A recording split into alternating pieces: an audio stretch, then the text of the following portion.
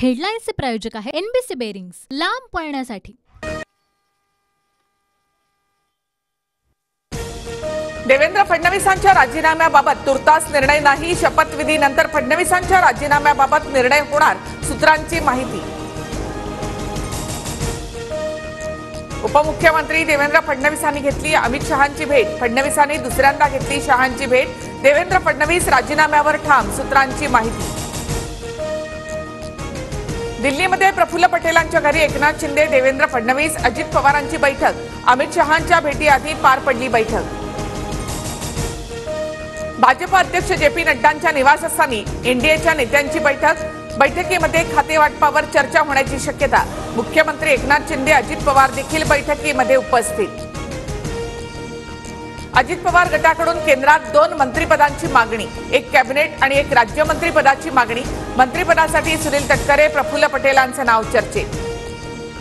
विधानसभा निवडणुकीसाठी भाजप देवेंद्र फडणवीसांच्या नेतृत्वात जनादेश यात्रा काढणार। फडणवीसांकडून पक्ष संघटना आणि कामाची ब्लूप्रिंट अमित शहांसमोर सादर, सूत्रांची माहिती। एनडीएच्या सत्ता स्थापनेच्या दाव्यानंतर राष्ट्रपतींकडून एनडीएला सरकार स्थापनेचं निमंत्रण। पंतप्रधान मोदी 9 तारखेला संध्याकाळी 6:30 वाजता तिसऱ्यांदा शपथ घेणार। लोकसभेतील शिवसेना पक्षाच्या गटनेतेपदी खासदार श्रीकांत शिंदेंची निवड। एकमतानं श्रीकांत शिंदे यांची गटनेतेपदी निवड। केंद्रात शिंदे गटाला एक कॅबिनेट आणि एक राज्यमंत्रीपद मिळणार। केंद्रीय मंत्रिपदासाठी श्रीकांत शिंदे, संदीपान भुमरे, श्रीरंग बारणे, प्रतापराव जाधव, धैर्यशील माने यांची नावं चर्चेत, सूत्रांची माहिती। जे.पी. नड्डांच्या निवासस्थानी अमित शहा, अजित पवार यांची बैठक सुरू। एनडीएच्या बैठकीआधी दोन्ही नेत्यांमध्ये बैठक सुरू।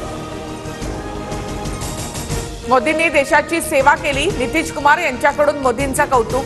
तर भविष्यात विरोधकांच्या सर्व खासदारांचा पराभव होणार, नितीश कुमार यांचा दावा। हेडलाईन्सचे प्रायोजक आहे एनबीसी बेरिंग्स, लांब पळण्यासाठी।